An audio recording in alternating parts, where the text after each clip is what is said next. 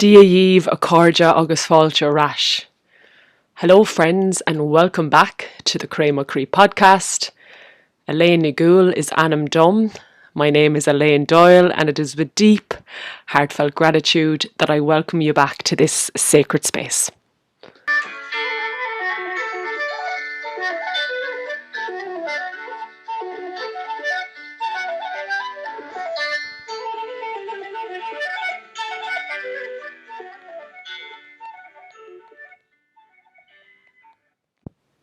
Hello everyone, how yous getting on? Banach the Greenstad on Gevrig agus Nulliconig Div Galer. Winter solstice blessings agus happy Christmas and happy Christmas. It is currently the 27th of December and I am back here again, Tommy Arasharish, around Spás Nefa. I am back in this sacred space together with you all at this Anadriach, this very magical time of year, as the wheel of the year, the turning of the wheel happens once again. It's hard to believe that we have just come through the Solstice and Christmas portal and gateway, and we were still very much in it, lads. We are still very much in it. So I'm back here today, and to Anishke Timinir, I am really excited to be here with you today to share my thoughts on Christmas and the solstice and what it means to me as a woman walking the path of remembrance in Ireland. So as I said, I'm really excited. This has been coming through for many weeks now to share this. And for me, I usually have to go through the portal days to really allow myself to be a vessel for the energy before I share it. So here we are. Can't wait to share. And before we get stuck into today's episode, I'm just inviting you all to come into our hearts, as we always do. So just taking a deep breath here.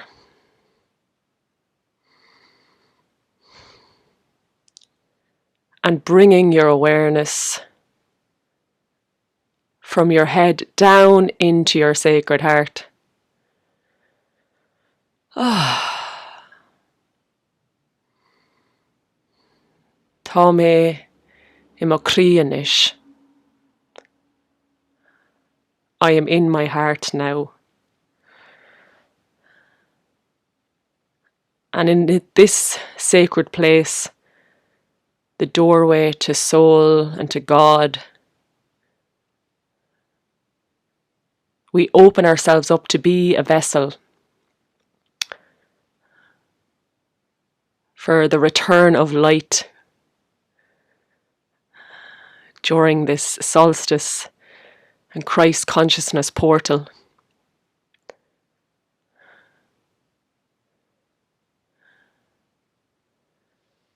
And for the next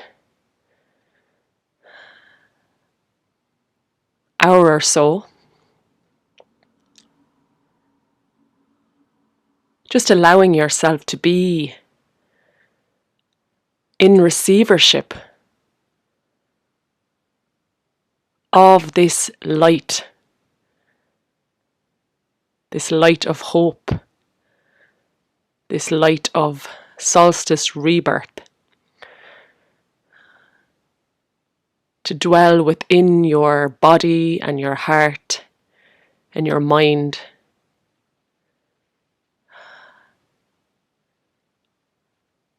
This light that brings us closer to God and our truth and our divine origins.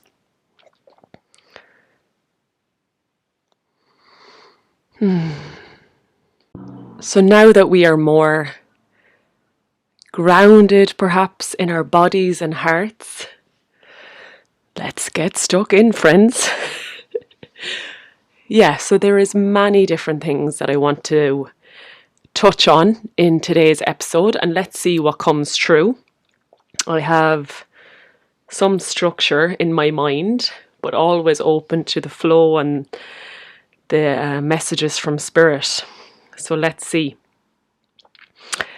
Something I want to share with you briefly as well is it was just like yesterday on Stephen's Day. It was like, yeah, like really inspired to share this. And I didn't really know why. Not that I ever need to know why. Obviously, one of the reasons is I was in Newgrange for the winter solstice at the weekend, and that just, one of the best mornings of my life. We chose to go on the 22nd when we knew it would be a bit quieter. For me, I actually felt like the solstice was on the 22nd this year, but that's just my personal opinion or feeling. I think that's all we can ever go with. So that was obviously one big inspiration. Every time I close my eyes right now, I'm in the chamber at Newgrange. So that's obviously inspiring this episode. And this is where the marriage of Christmas in its purest form and the solstice is coming alive within me. So we have Newgrange, which is like the Celtic aspect, and then we've the Christian. So Celtic Christianity is what's probably coming through right now. I was just doing a little bit of like physical research this morning around when did Christmas actually come to be? And many of you know it's associated with Saint Nicolas. So I just googled Saint Nicolas, and the first thing that came up was Saint Nicolas, or second thing that came up, Saint Nicolas remains are actually in Kilkenny, near Jerpoint Abbey. Now, for any of you who don't know, I'm from Kilkenny, and I'm back in Kilkenny on my ancestral lands for Christmas. And Jerpoint Abbey is about 10 miles away from me, about 15 minutes. Now, it's folklore. Well, it's not folklore. There's a woman from Maynooth University who talks about, if you Google it, it'll come up. And there is a slab in an old St. Nicholas church ruins that is said to be his resting place. A Norman family who travelled to the Holy Lands, brought his remains back, and it's buried there. Now that's, that could be as real as Santa Claus. But it is folklore in the area that Saint Nicholas remains are close to me. And this is, when I heard that, I was like, all right, that's one of the reasons why I'm here to talk about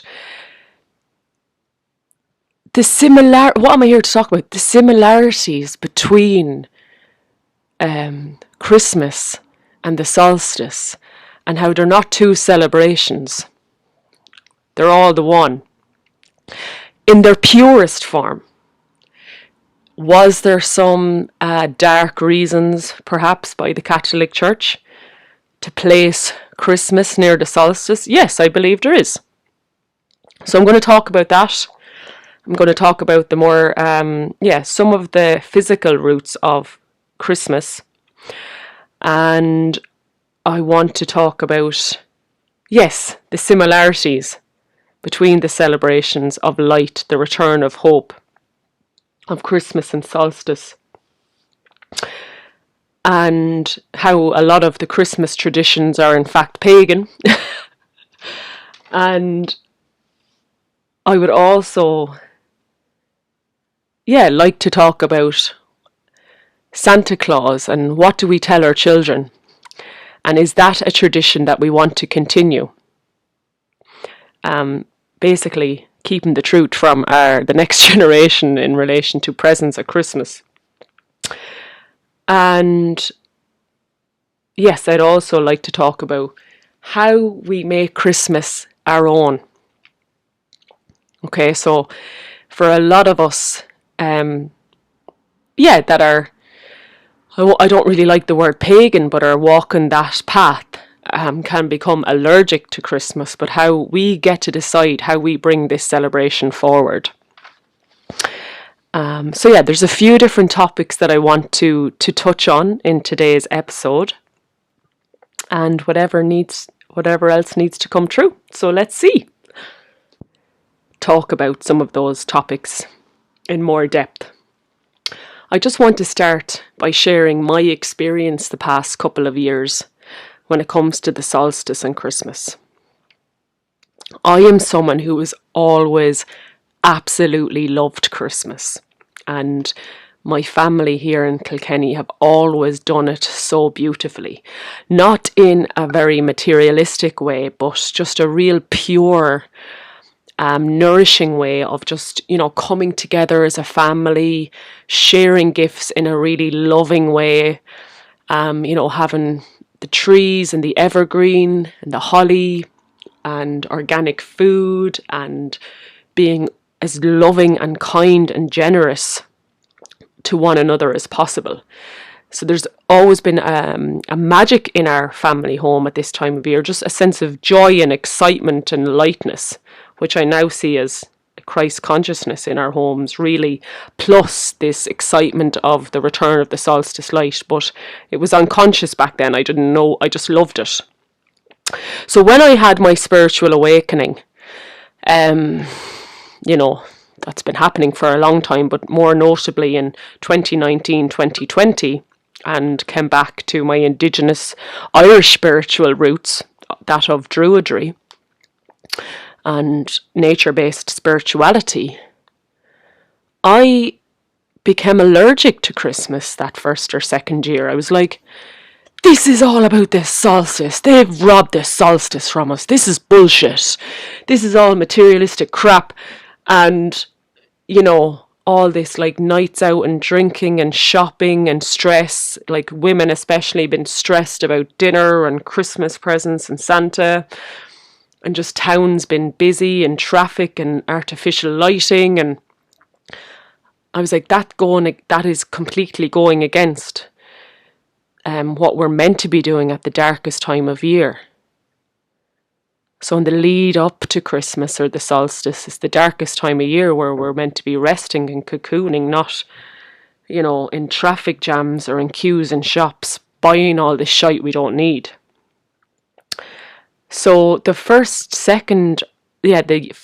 or second year, I was kind of a little bit of allergic to Christmas. As I said, I seen it as a robbery of the solstice and a distraction. So when I would meet up with my tribe and go to New Grange, or Grá is also somewhere I go. It's in South Kilkenny and it's aligned with the winter solstice sunrise and sunset, a really magical place. I kind of I celebrated that as the most important aspect of that time of year. That was the big coming together, rather than the Christmas. So more emphasis was put on that. And then what happened? Well, I became initiated into the Rose lineage, which I've spoke about, and that was really around end of 2021, 2022 more so, when I was in Scotland. And Mary Magdalene, the partner of Yeshua, came into my heart. Strong remembrance of many lifetimes of devoting myself to birthing Christ consciousness onto the planet through my heart, and feeling that connection to that lineage just as strong as the Irish indigenous lineage. And really, they're not separate. It's all one consciousness. I think it's really important to remember that. All these, they're all coming from source. There's just different lineages. So when I came home to that Rose lineage, let's call it the Rose lineage or Christ consciousness, Christmas then took another change where I was like, yes, let's celebrate Christ consciousness. I love Jesus. I love Jesus. So then it was like Christmas became a part of the celebration again. So I went from loving Christmas to becoming a pagan to just wanting it to be all about the solstice, and then I came full circle where now Christmas is about celebrating it as all one consciousness, which is the return of the light. The return of the light. To me, that's in the most simplest form what the solstice and Christmas portal means to me, the return of hope. So I'm just going to take a breath there. There's actually so much to come true on this, but anyways, sure, we're in no rush. I mentioned some labels there, pagan or Celtic Christian. I mean, if I was to put a label on myself, I don't like labels. Pagan or Celtic Christian would describe the lineages that I'm most passionate about. And for people who don't know, Celtic Christianity was embedded on these Celtic lands before the Catholic Church came, the Roman Catholic Church came. And it's a marriage of Druidry and the Rose lineage. And that really describes the lineages that I feel most connected to. However, I really don't think labels like that are helpful during this new earth, because it's still constricting us to words to describe a consciousness that is beyond words. Because it's beyond words, and you know, even though I feel very connected to those lineages, I also still feel very connected to India and those lineages. So I really don't like labels. But we live in a world of words, so it is helpful to have these words as pinpoints. You know, I don't overly resonate with the word pagan, but I use it a lot because it helps people to understand what I'm into. And for me, the word pagan means someone who's into earth-based spirituality. So that does describe me in certain ways. And, you know, the thing for me is that the Rose lineage and Yeshua and Mary Magdalene were also very much into earth-based spirituality. So what I'm saying is the Rose lineage and Jesus and Mary and Christmas is not separate from paganism. It's all the one consciousness. It's all the one. It's just that the Catholic Church tried to dictate and suppress and separate us from Mother Earth, basically from our pagan roots. But, you know, as Yeshua always reminds me, that is not his religion. It's really nothing got to do with him. Unfortunately, it's very much connected in a matrixy way, but it's not his. Okay. So let's just start off there. So the Catholic Church, the Roman Catholic Church, we have to state this, they did put their invented holidays over the top of pagan holidays. Right, it's the same with how a lot of churches are built on ancient sacred sites. It's the same with Halloween, which was put over Samhain, Easter, which was put over the fertility celebration of the equinox. Did you ever wonder why bunny rabbits were associated with Easter? I mean, that's not really connected to Jesus. It's connected to the ancient pagan festivals around that period, or the fertility festivals at that time. So then it's the same with Christmas. As I said earlier on, was there a dark reason for them wanting to put the Christmas near the solstice? Yes. You know, so they could dictate how people celebrate at that time of year.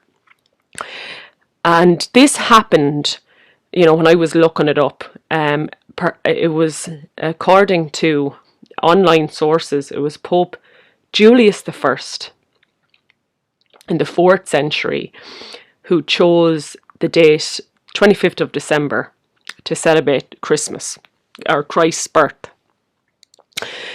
Now, there is loads of evidence, and I'm strongly convinced that Jesus was born in the spring.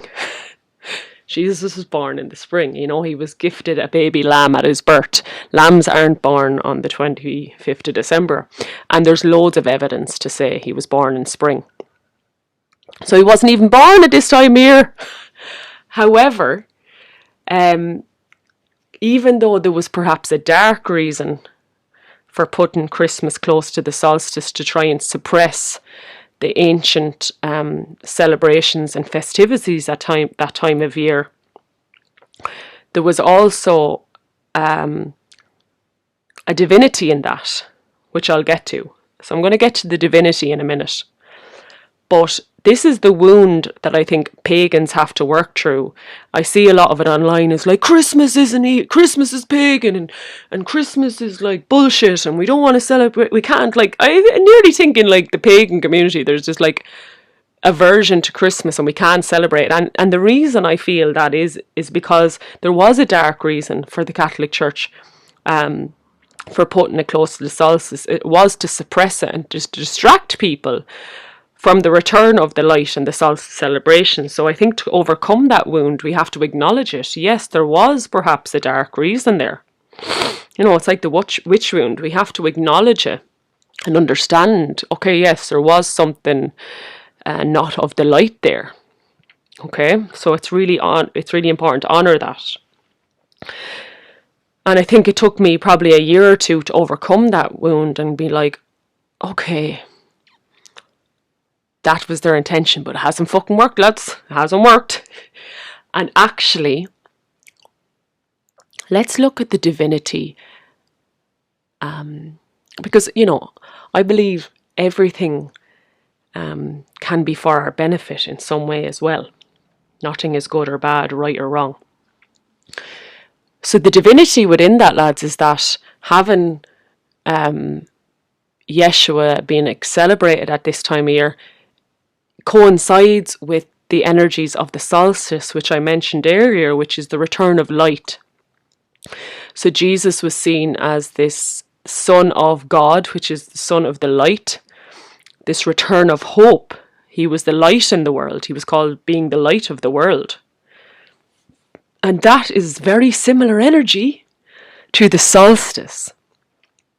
So the solstice is when we're in the depths of darkness and winter, and the light returns, as in the days actually get longer after the solstice. So within the darkness, the light is born. And that is what is represented at Newgrain, Shean Brew na Boine, where the chamber is in darkness.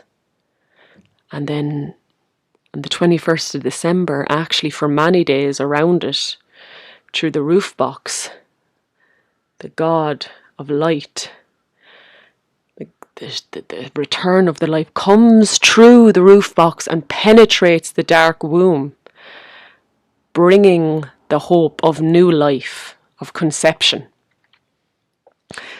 And as I said, that coincides with Yeshua and the return of light and hope.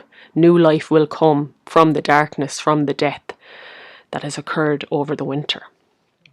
Okay? So the similarities. Now there's many similarities in folklore and mythology. I won't be able to touch on all of them. But at this time of year, throughout many traditions, Welsh and Irish, Roman, Norse, there is many children of the light that were born on the winter solstice. So Jesus is just one of them. Even if he wasn't born on the 21st of December, he is represented as being born at this time. So who have we got in Irish mythology? We've got the beautiful, magical Angus Og, who is the child of light, born in Shean Brew in Brú na Boine on the 21st of December. His parents been Dagda and Boan, and he was conceived and born on the same day, due to the magic of Dagda stopping time. So he is born and he is known as the God of love and light, bringing back the hope that the light brings. In Welsh mythology, there is also a God of light been born at this time of year. And we also have, I think it's called Saturnalia, which was an ancient Roman pagan festival in December. And that was honouring Saturn, which was the god of the sun. So at this time of year, there is ancient traditions all over the world that celebrated the sun. So S-U-N, right, the sun on green, and that was represented then through the sun, S-U-N, that was born. So it's all the one, as in like the sun in the sky is born again, and then we have the sun in the physical representation that was born, being Angus Og and other sons of light throughout the world, and one being Jesus. So we can see how it actually is perhaps a good time to celebrate Jesus' birth, if he was seen as the Son of Light. So that's where there's divinity in having the Christmas and solstice portal around the same time, if we want to see it in its purest form. So for me, lads, that's what I do. I'm like, I don't care what the matrixy Catholic Church dark reasons for putting Christmas on at this time of year. I want to see it in its most pure divine form.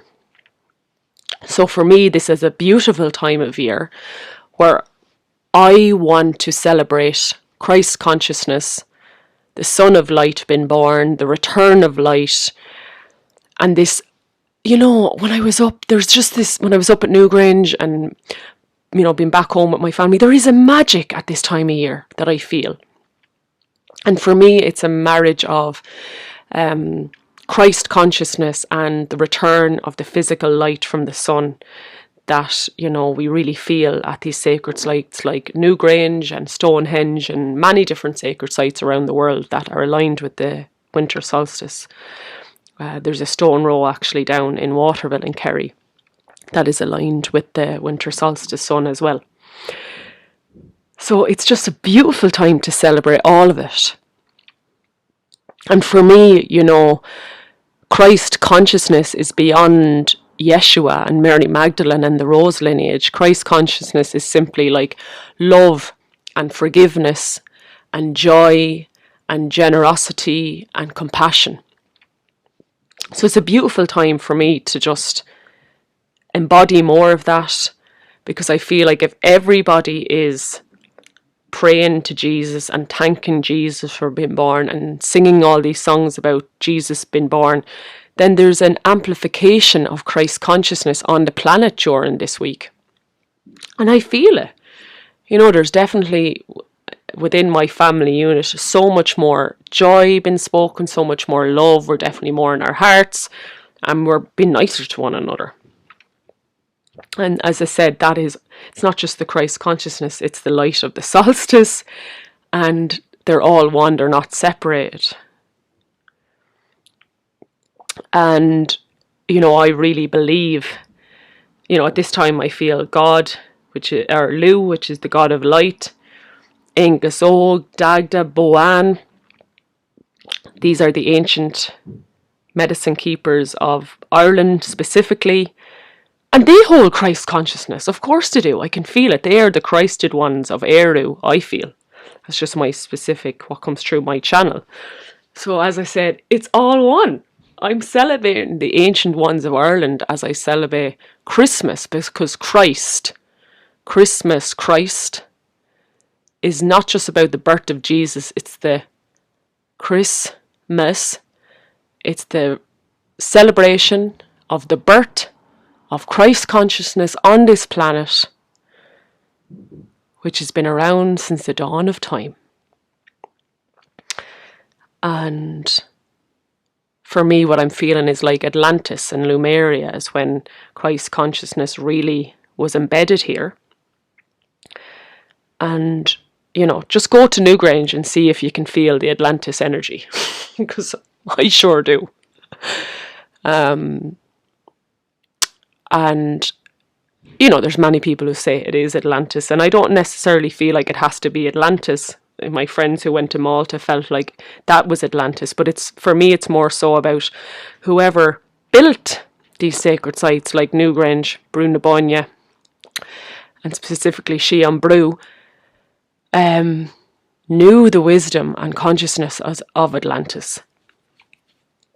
And just to say, Atlantis is when, for me, when the last golden age dwelled on this planet, and now we're in the midst of a new golden age, new earth emerging on the planet, so we need the wisdom of the last time the golden age was here.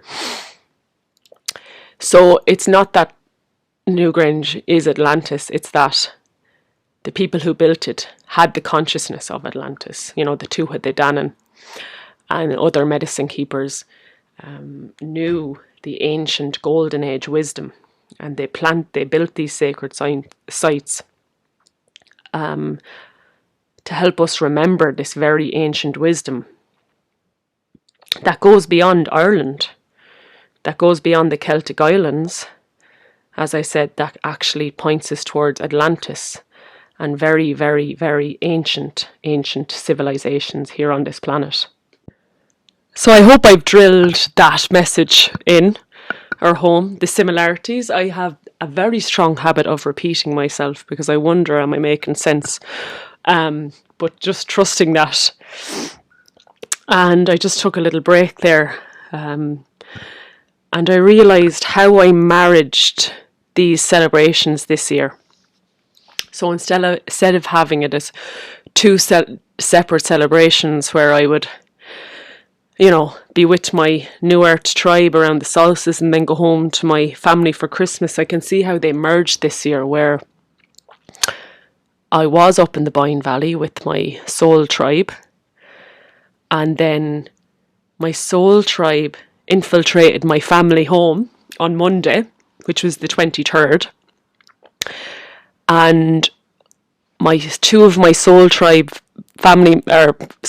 members were in my home, and we had a solstice lunch celebration with my family, and that was just so beautiful and such a pivotal point. I can see our experience where it was like marrying both lineages, marrying both worlds and not having them as separate things, where inviting my family into our world of this is how we celebrate the Christmas or the solstice. And it's not separate, you know, where,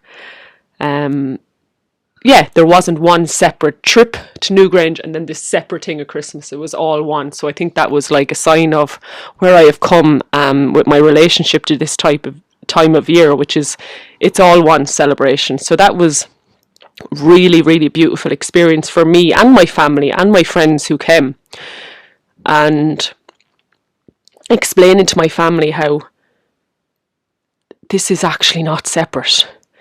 You know, the Christmas tree is actually a pagan tradition. So just inviting my family into our world and seeing how it's all the one. So that was just really, really beautiful. So I think that's just something I'm trying to get across, is that this is about building your own traditions that really resonate for you. Right, so I was saying to my mum, I think when I have my own family and home, I want like a 4-day celebration where we have dinner and celebration on the actual solstice, and then we continue on the festivities and have another dinner on the 25th. So it kind of is merged into one big celebration, you know, and hopefully an old sacred site visit as well. And, you know, how about we make Christmas an excuse to come into alignment with our values, with love, with connection, with Christ consciousness? Like, let's just milk it. Like, let's just allow this time of year to bring us into love and generosity and gift giving in the most purest form. Because that's the energy that this time of year can pull us into. Instead of having it as this kind of thing we're allergic to and obligations. Don't do anything don't do something at this time of year just because you're obligated to do it. I wouldn't come back to my family home unless it was like a lovely, safe, nourishing place to be. If it wasn't, I'd set up my own Christmas and solstice celebrations. Do things because it feels completely in alignment, and that allows you to come into deeper alignment with love and Christ consciousness and your values. And that will bring me on to the tradition of Santa Claus in a minute. Like, don't tell your kids, oh, this man comes down the chimney, unless that feels good for you, unless it feels in alignment. And my whole path, lads, has been questioning everything that has been placed upon me. I think that's why I had to question Christmas. I was like, I think that's important to actually question, is this something I want to take part in? Is it in alignment? Is it fulfilling my values and my mission? So it's good to question everything. And in the questioning of something, it doesn't mean we have to let go of it. Maybe we need to let go of it for a moment or a year, but we can bring it back in then in deeper alignment. And that's happened with many of my relationships, questioning what isn't in alignment in relationships, not to cut those people out, but to bring it into deeper alignment. Yeah, so I love that. It's many things have been put upon us, and it's very important for our sovereignty to question it and bring it into how it can be in full alignment to who we are as we birth the whole new earth. Now, just to come back to, say, Ireland, for example, like, how long has Santa Claus and Christmas been celebrated in Ireland? That's something I was interested in, and I just Googled it. And it said it was in Ireland since the 12th century, and the tradition of Santa Claus was around since the 18th century. But that's just according to Google. So the reality is, the tradition of Santa Claus coming down and giving kids gifts is fairly new. Right, and where does it come from? So let's just go into this for a minute. Where does this tradition come from? Now, I've seen many videos and stuff on Instagram and on Google around this over the past couple of years that people were sharing. And Santa Claus is connected to Saint Nicolas that I mentioned earlier, and I think was he the 4th century as well? Yeah, I think he was around the 4th century as well. And he was given the title of being a saint for a reason. So we have to remember that a lot of these early saints were free from the dogma of the Roman Catholic Church and were, close to enlightened beings of their time. So I want to celebrate the spirit of Saint Nicholas as well at this time, because I believe he's of the light. Saint Valentine is another one. Saint Columkill is another one. Saint Bridget is another one. Okay? And as I started off this podcast, this morning I found out that possibly his remains are buried near me. So there's a part of my soul that knows that his light in the world.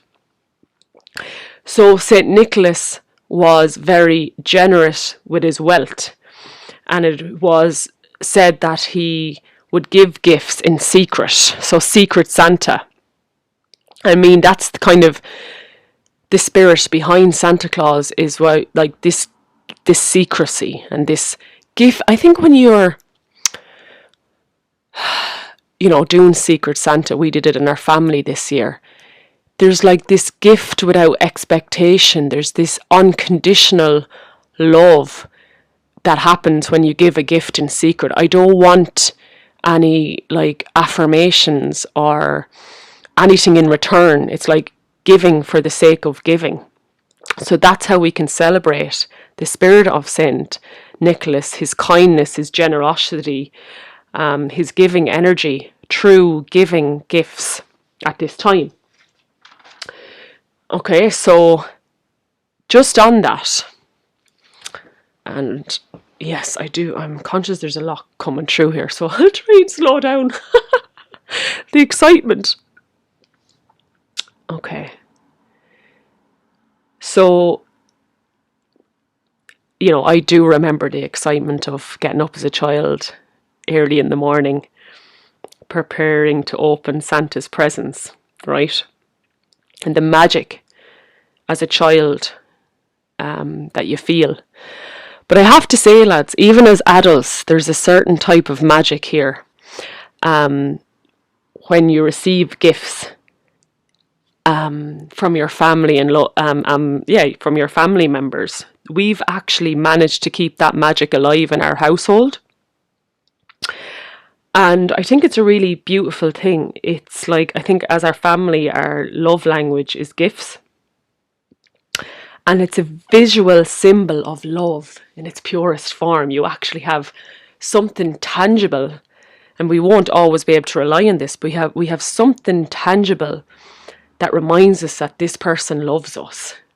Now, I know it's not, we don't want to get addicted to that, and we have to know that they love us anyway. I know all that.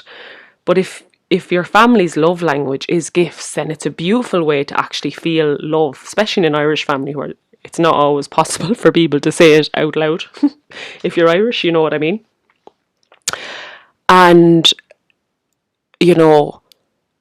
we like receiving gifts from my family members, lads, who, we didn't say what we wanted,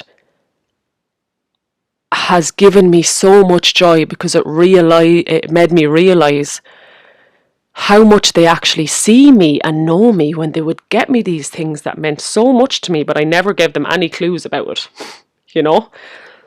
The absolute joy last year when my brother got me a lyre, which is a mini harp.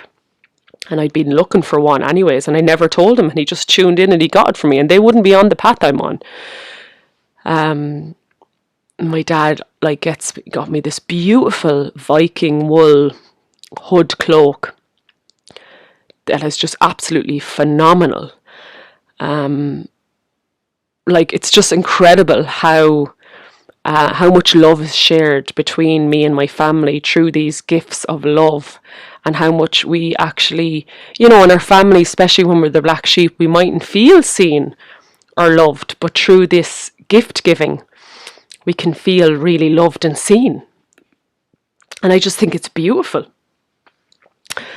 So I'm all for it. Not in I have to say now, my family get very ethically sourced raw materials as gifts, or very practical gifts. So, supporting local businesses, and we put a money cap on it. So it's very done in its most ethical form. And it's just a beautiful experience. And I feel like, why would we deny ourselves that magic? I see many people kind of pushing that away, and I'm like, oh, there can be a magic there. And yeah, what was I going to say? That there's a magic there. Let me just reflect for a second. Yes, it's like this year now we decided not to get everyone a gift, and we just, each person bought one person a gift. We did the Secret Santa thing. And, the time, and it takes time and energy to buy a gift that you feel they will really love.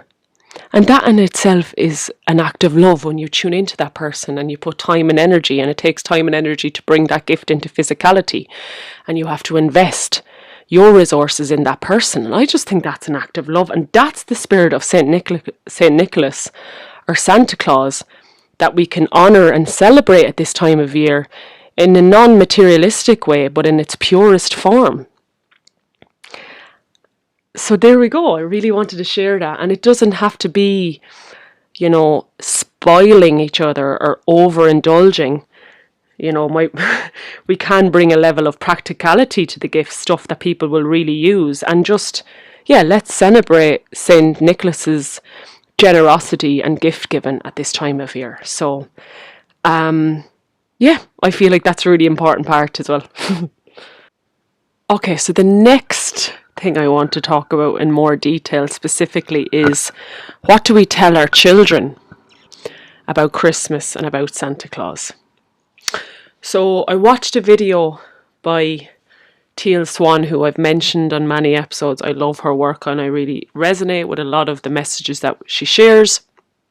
And she recorded a video in 2012 about what to tell your kids about Santa or Christmas and different traditions and folklore around Christmas, which is worth watching. It's a short video. I don't know. She seems to sum up an awful lot of information in a short period of time, and like myself. Lol. Anyways, so I'm going to get to specifically what she said in a minute and how it really resonates, but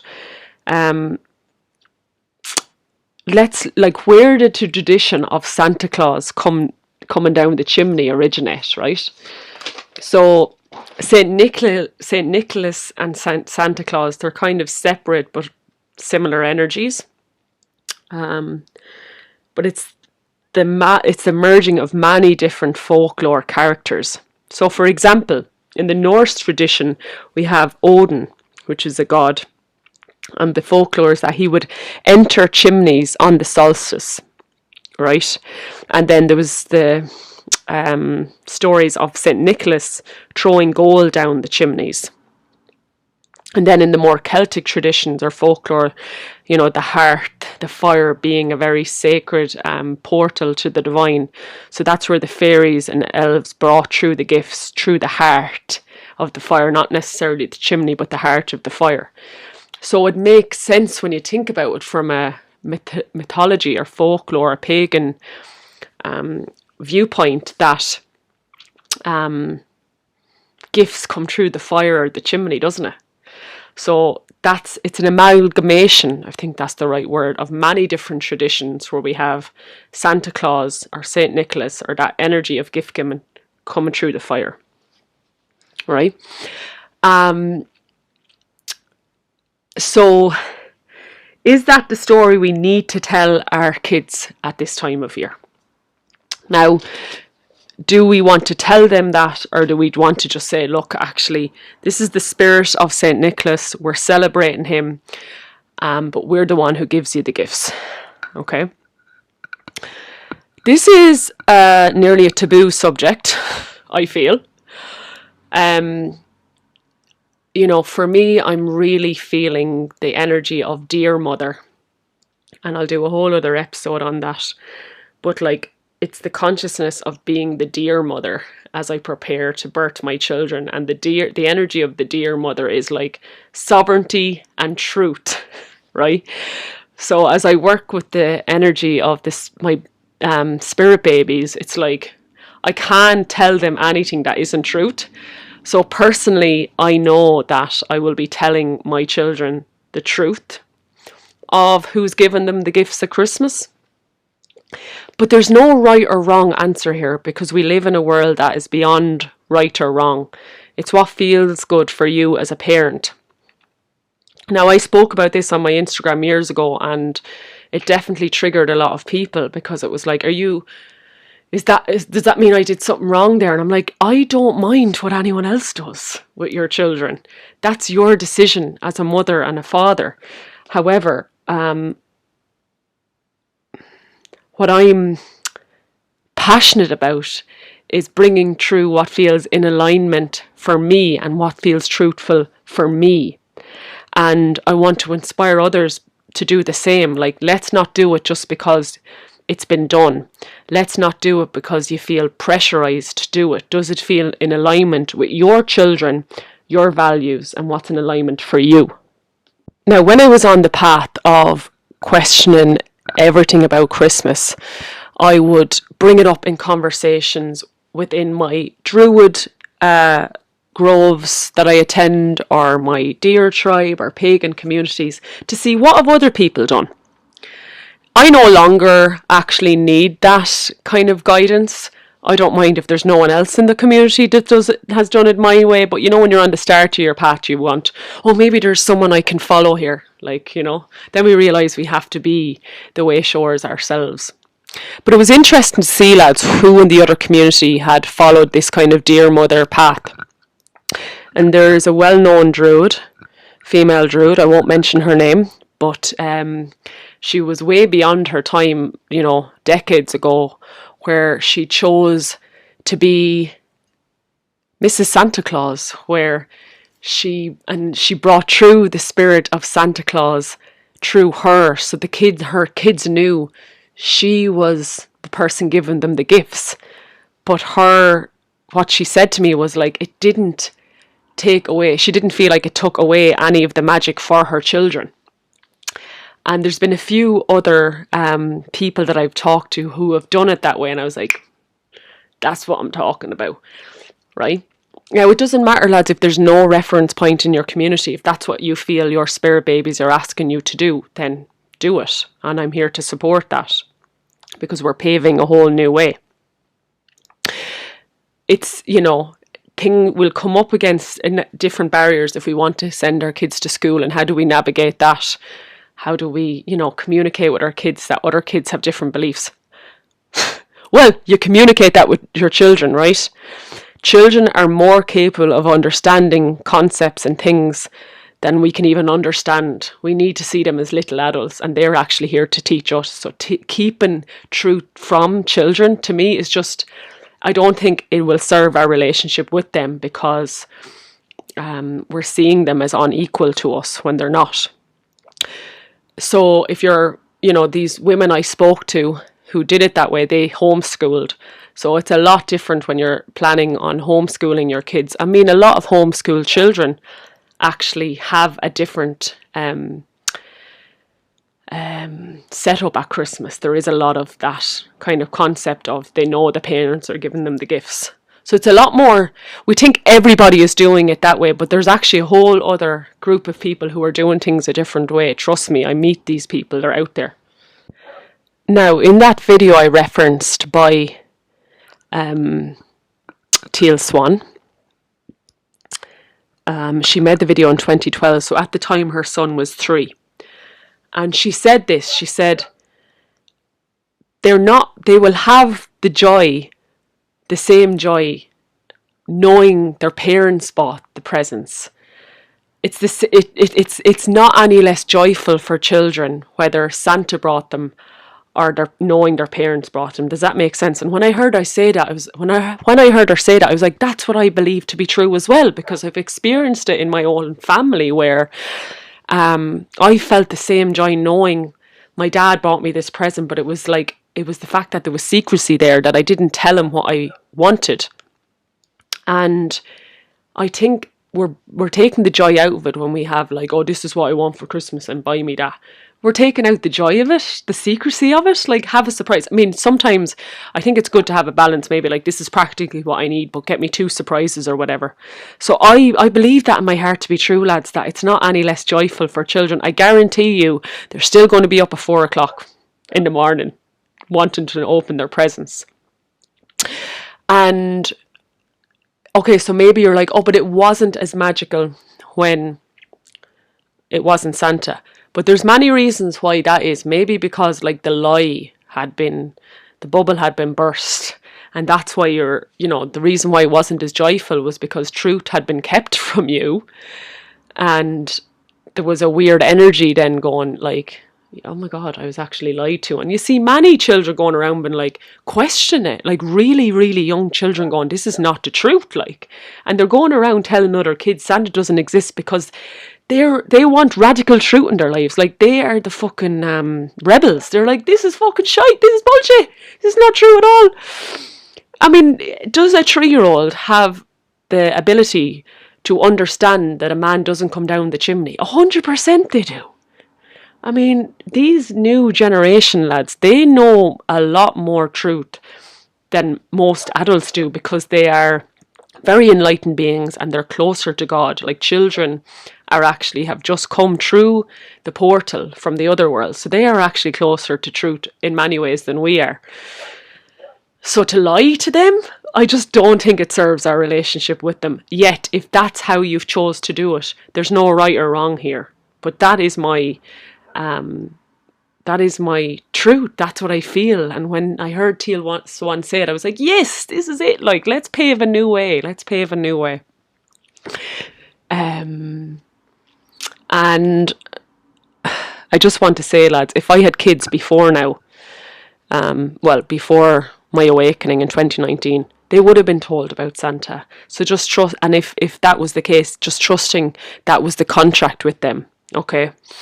That's how it was meant to be. So it's not about like penalising ourselves, or, you know, if I had kids before now, I probably would have done birth very differently and conscious conception very differently. So it's just about trusting the path we have with our children. But this is about going forward with Christmas and Santa Claus. What feels in alignment and in truth going forward. So that's what I wanted to say about Santa. What will we tell our New Earth children? And I would love for you to share your thoughts in the comments below on that. Okay, so another topic that I wanted to cover here before we finish up is Christmas trees, the tradition of Christmas trees. Things like holly, Christmas wreaths, mistletoe. Basically, evergreen trees that are used at Christmas. Now, again, when I say the word pagan or Christian, it's not that they're separate, but it helps us look at where these things have come from. So, to anyone that has, tuned into our nature-based spiritual roots, especially in Europe, it's fairly obvious that the idea of bringing an evergreen tree into our homes at this time of year is druidic or pagan, doesn't it? Yeah. So for me, I love the Christmas tree, and I love the wreaths. My dad makes wreaths, for the door with evergreen trees and holly and ivy, because to me they are trees that are sacred to the solstice and sacred to the druids. So I love it. Spruce is what we usually have here as our Christmas tree. Fir, and then we have Scots pine trees.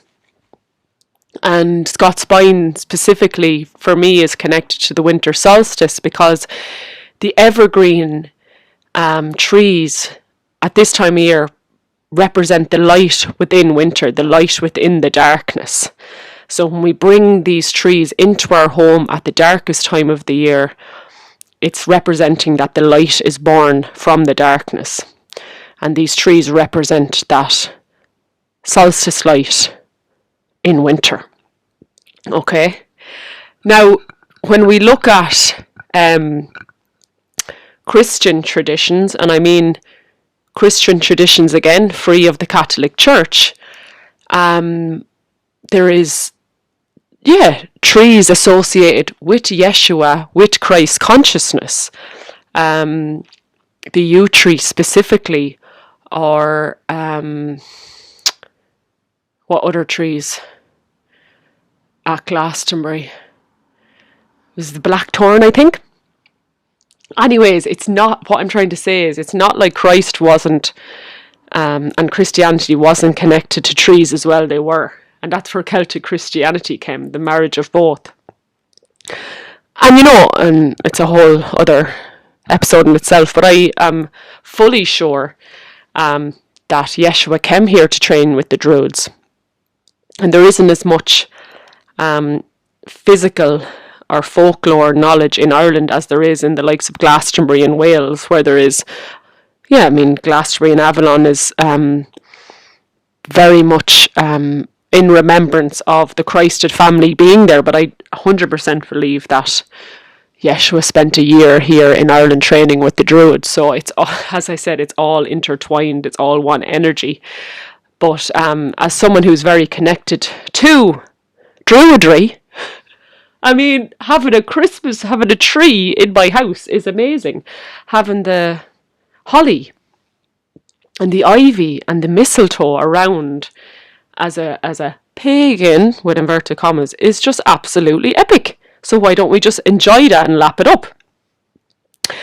And what do we put on the trees? We put on lights, because it's the return of the light.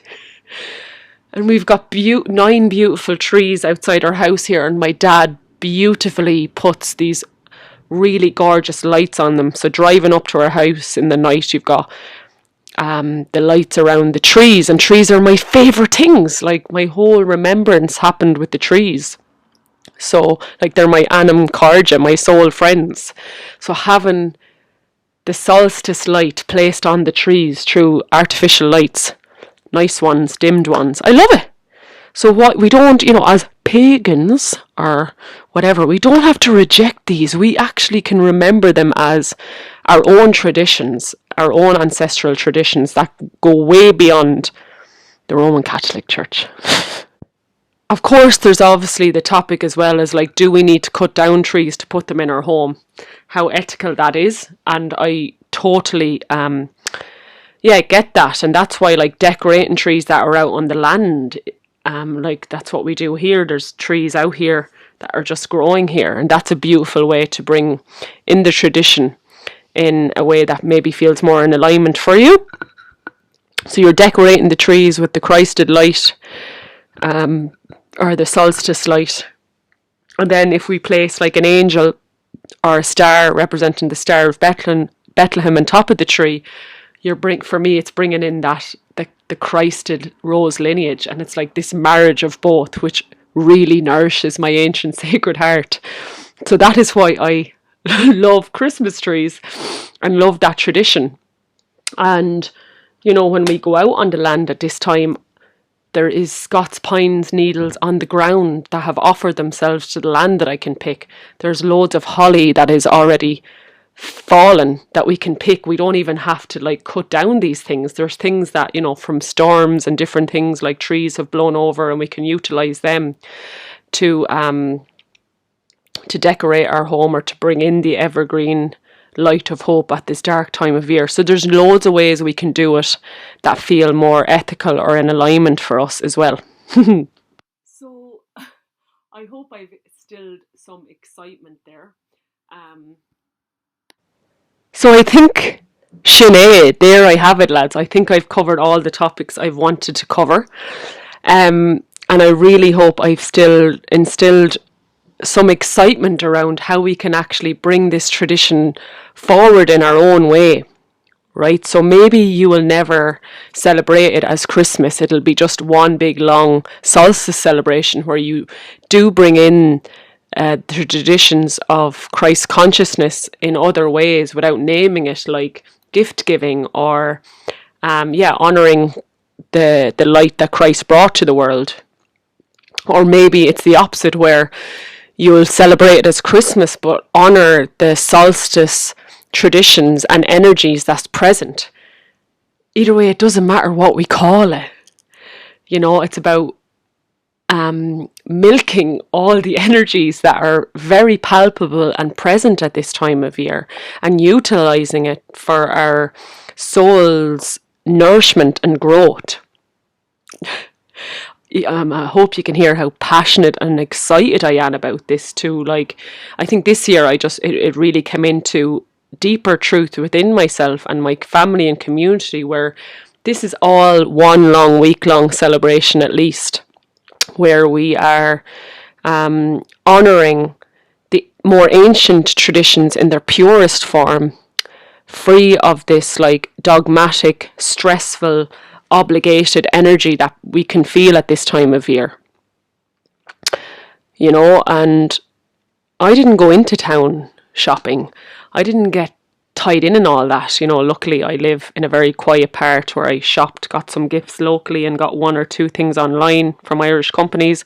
You don't have to do all that other matrix shite. I really don't agree with all of that over-indulging, over-consumerism, over identification and addiction to materialism and form.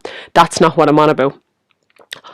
What I want to celebrate at this time and honour is the pure energy of what St. Nicolas was bringing through the generosity of gift giving, celebrating the children and the young people in our lives through the love language of gifts.